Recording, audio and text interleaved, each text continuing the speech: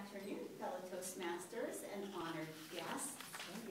From selling you, the concept of soft impressions, soft skills, first impressions. You know that the concept of first impression is very important, it's very critical, it's crucial. People are judging us all the time, second by second, from the time we walk out of our door in the morning to the time we go to bed. They're looking at what we're wearing, how we shake hands, our method of communication, and they're deciding, you know, are they buying you or are they not buying you? And what's so interesting about that is there is actually a book that just came out entitled, What's Up With Your Handshake? And I was describing a little bit of the first impression lesson to my daughter on the way to school this morning. She started to remind me of a story that I had shared with her some time ago about a memory that I had with my sister when we were young. And so the conversation shifted from understanding that we are really all in sales, because every time we present an idea, we're selling ourselves. And when we're broadcasting a message, that person is looking at us and saying, do I like this person? Do I trust this person? Do I buy that person? So let's think about this memory that my daughter wanted to recount with me.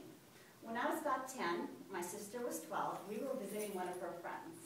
And interestingly, my sister does not like sweets, cookies, like those delicious Girl Scout cookies sitting there.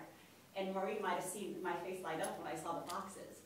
So as we were sitting in a room right across from each other, the friend walks over and offers a small plate of cookies to my sister. My sister starts to say no thanks, but I start to shake my head, and she catches my eyes shaking my head. So as the friend is turning to now offer me the cookies, my poor sister reaches quickly, grabs the cookies, and the friend just, you know, feels almost attacked. Very embarrassing moment for my sister. So we have, over the years, she always thinks about how I embarrassed her because I wanted extra cookies. And the kids now know the story and love to hear about it all over again.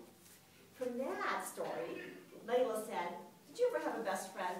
And I said, of course I had a best friend. And probably most of us have best friends, but I don't know if anybody ever had a best friend like Dana Miller.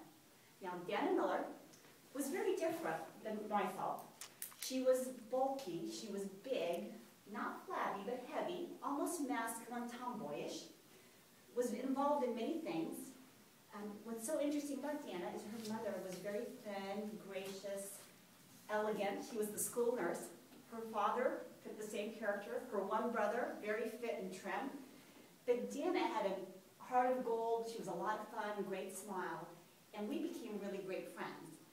Dana lived very far away. She rode a bus, and most of us friends actually in the community, in the neighborhood, were able to have access to those convenience stores and candy.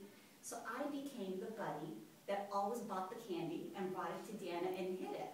And yet, you know, not knowing that her mom for years has worked with her on struggling with her weight. Now, one of the activities that Dana and I got to do together that we were so proud of is in middle school, we were selected to serve breakfast to the students. And very often, as the bell would ring and we would walk in a few minutes late, Dana would walk in with a hot loaf of bread and butter on it. And one day, Mr. Larson said, Dana, if I allow you to eat in class, I have to let everyone else eat. Would you know that a few days later, she used to wear this big black leather jacket with big, big pockets. She walks into the classroom, all wrapped up, you know, with napkins, with foil, and she had just pieces and pieces of bread for everyone. And sure enough, we all had a chance to eat that butter and bread in class.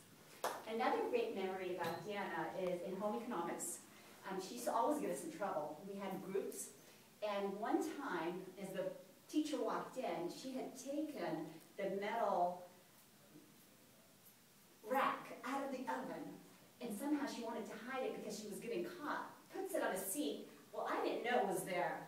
And I happened to sit down, and my pantyhose melted, and I got up and I screamed. And so that's another funny memory of Dana. Now, I don't know if any of you have ever smelled the smell of burnt hot chocolate. That was one of our first projects in home economics. And I promise you, if you go home and you guys try to intentionally burn hot chocolate, you will never, ever forget that smell. And then there was the time when we were all, at the end of the class, asked to create a meal for the other group in home economics. There were 4 groups, an average of 6 students per group, and not one single group wanted our group to cook for them. So long live the idea of a best friend, long live great memories, and it was so much fun this morning to share that with my daughter Layla. Madam, Sir, distinguished Toastmaster.